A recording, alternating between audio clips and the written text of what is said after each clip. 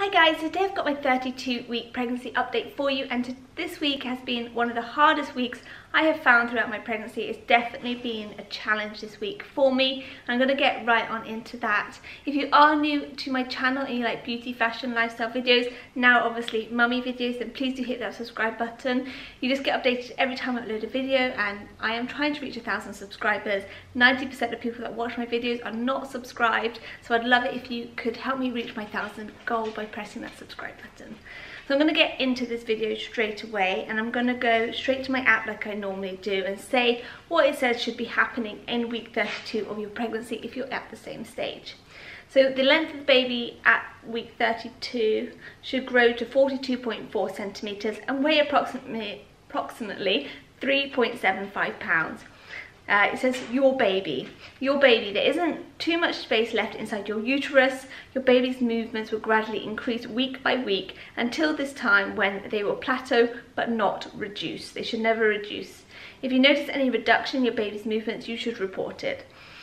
The care you receive will depend, The care you receive will depend on the stage of pregnancy. Your baby will not run out of room and should continue to move up and during birth. So even when you're during birth, you should still feel the baby moving around inside.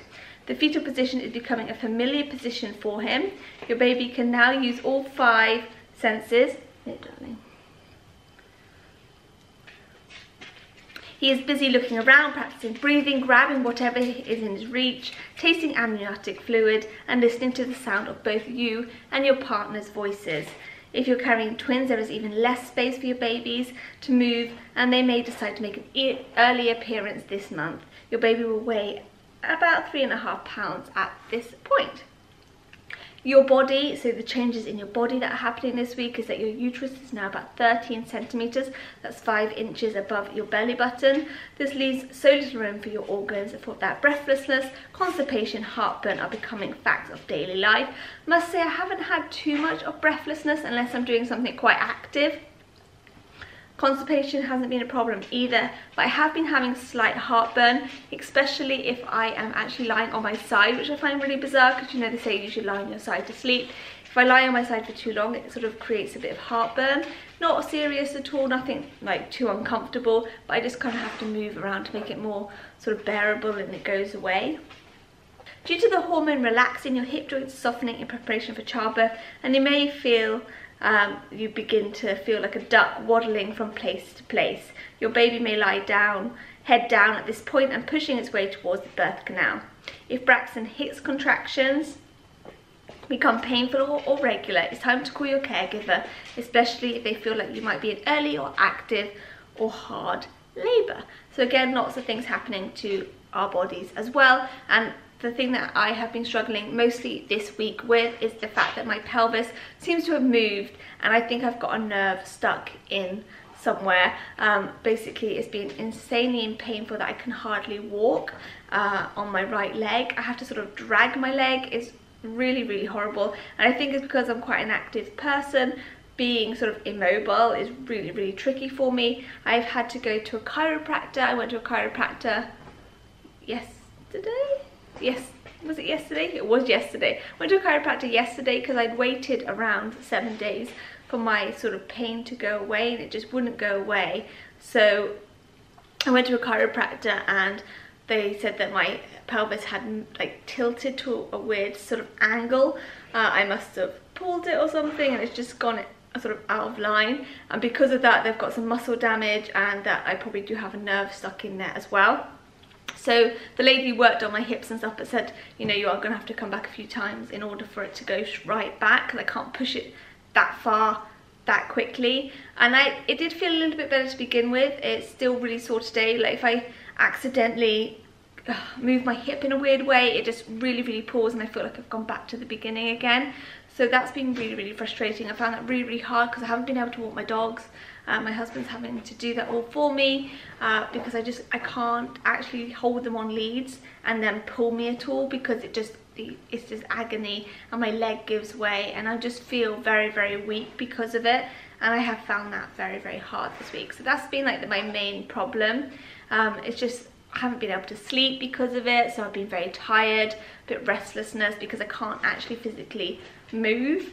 So if I try and sort of switch sides, pain shoots up my back, so it wakes me up, or if I'm already awake, it's still really excruciatingly painful. And if I need to go out for a wee in the night, I can't physically get out of bed very easily, because if I move my hip in a weird way, the pain shoots up my back again. And I also find that if I stop moving, like for instance if I'm sleeping for a while and I get up, the leg's even weaker, and I kind of have to warm it up in order to walk again. So yeah, that's been like the main problem this week for me, and I have found that very, very difficult and very, very painful, to be quite honest. I've been taking a couple of paracetamols, but I haven't taken them religiously because I don't feel like paracetamol just isn't really strong enough for the pain, I find, so what's the point in taking it? That's all I'm going to say about that. Braxton Hicks contractions are still happening regularly, like I was saying, like the last couple of weeks, always having them. And baby is moving lots more. He is turning and kicking and pushing in all angles at the same time. I like watching my belly move. That's been really, really fun, just to sort of wobbling around, and this bit of a foot or something comes out. I can't actually make out whether it's a foot or an arm still or anything like that. I do have a midwife appointment in a couple of days time, and then they will again start measuring where the baby is and where he's sitting. So I'll be interested to see if he's moved, because obviously when I had my scan done a couple of weeks ago, he was head up, feet down. So I'm hoping he's turned slightly. Again, I can't really tell on that sort of aspect of where he is. My belly button is still in. I know I said that I think it would have popped at 32 weeks. I was incorrect. I did not get it correctly. It is going to go soon. I'm going to say maybe in the next couple of weeks again. But I was incorrect in my estimate of 32 weeks. But it's definitely going. And I do find that my tummy, like, I know it's going to sound really weird, but it's like, it kind of, where my belly button is, it goes in and it comes out on both sides, and it kind of looks like a bottom. That's what I find it. Like, I just sort of looked at myself in the mirror and I was like, oh, your bump kind of looks like a bottom. But anyway, you can't choose what your bump looks like, and that is absolutely fine by me. Overall, my wedding ring is still on. As I said, my belly button is still in. I have no stretch marks as of yet. I'm still moisturizing pretty much daily now, and just sort of making sure that everything is nice and soft and supple for all the growing that needs to still be sort of taking place. I'm pretty sure I'm going to expand a lot more in the next kind of 8 weeks, and I've definitely seen a huge growth in my belly the last week. Even my parents were over visiting us, and they were like, I'm pretty sure your tummy's like growing daily. So definitely growth happening there as well. Overall, a really good sort of week, apart from the pain in my hip and not being able to move around as much as I would like to. I have also been feeling slightly nauseated. If I eat too much, I can feel really, really awful, like really, really awful. And if I eat too much and I sit down in a weird angle, it's going to be maybe a bit TMI, but like a little bit of sick comes up into my throat, and it's like, ugh, really, really not nice at all. So I have been suffering with that as well. I definitely think the third trimester is going to be my toughest, and I think that I'm going to have some challenges because I've had such an easy run of it so far. You know, I think that the changes that are going to happen in the next 8 weeks I'll probably find quite tough because I've had such an easy run. But overall, I'm in quite high spirits. I'm very much looking forward to Christmas. Put my Christmas tree up, so that made me happy. And yeah, I just love decorating and everything like that. So that's been really, really good. I'm going to show you my bump now. So this is my bump with clothes on.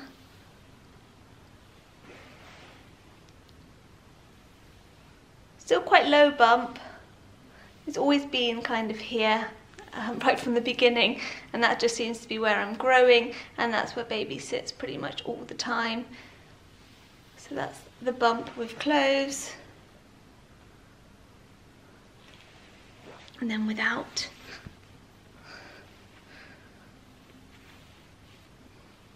There we go.